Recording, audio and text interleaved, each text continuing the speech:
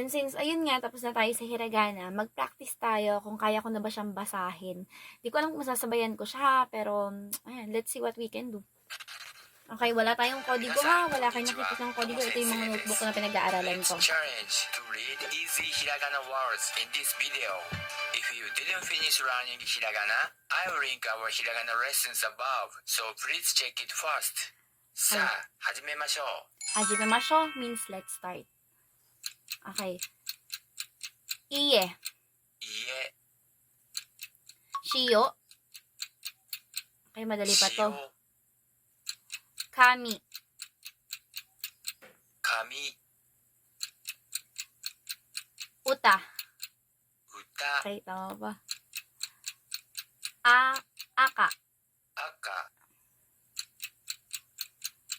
Nomo. Nuno. Nuno. Tinong mali pa. Sora. Sora. Hana. Hana.